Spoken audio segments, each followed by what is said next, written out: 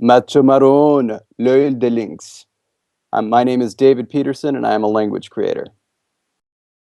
Well, I've been creating languages for almost 15 years now. It wasn't anything I did for profit until in 2009, the job for HBO's Game of Thrones came along, and then that kind of changed my life. I spoke Spanish from birth. My family speaks Spanish. But in a classroom, I've studied German, Arabic, Russian, French, Middle Egyptian hieroglyphs, and American Sign Language. And then in addition to that, I've studied about 15 or so others on my own.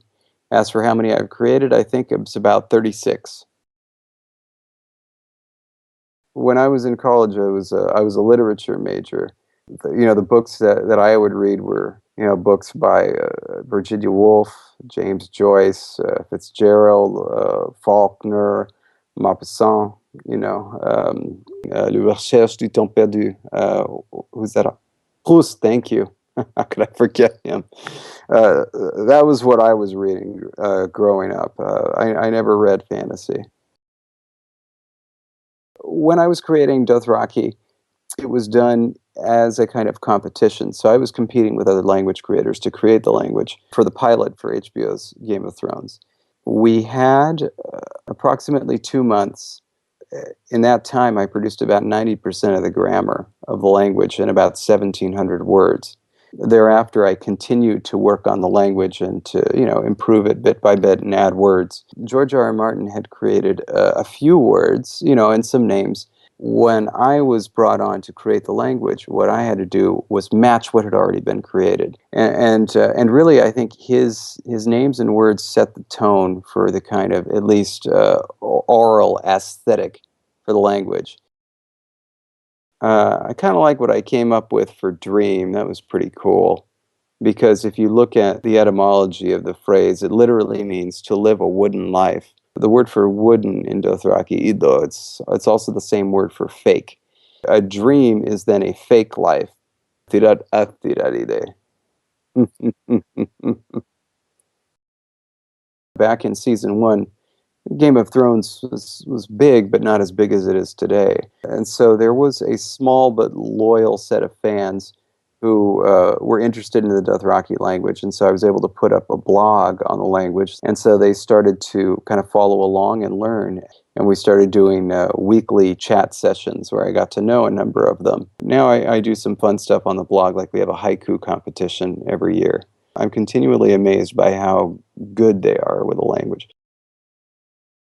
Especially in America, I think language in general gets a bad rap. People think of it as just something, we have to do, and people get annoyed when people aren't speaking English, and it's like, it's such nonsense. Language is so wonderful, and I just like to spread that joy where I can. I don't know if producers are there yet. I don't know if they want to do an entire TV show in a language that practically nobody speaks. If it was set in Rome, I would love it if they spoke Latin. And if they were going to do a really good job of it, I think it would be really, really neat. And especially, there's plenty of Latin scholars out there. I think that we have the people who could make it happen. Musician for words. I don't know if I ever thought of it that way. I always look at it almost as kind of writing the story of those people.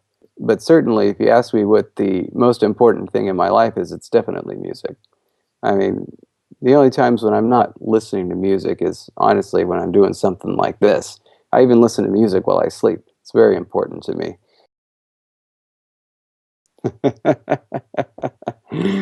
That's of course from Valyrian. Valar Mohulis and Valar Dohairis. I mean, of course, I suppose the appropriate answer should be Valar Dohairis. All men must serve, because we should all contribute to the greater good. But yeah, the truth is, yeah, we're all going to die. Just imagine that. There's going to be a point in time where every single person alive right now is going to be dead, and they'll probably be watching this, if they still care. Um, and then they'll be watching this right now and thinking, "Wow, everybody back then is dead." That's bizarre, huh? All right. Bye-bye, guys.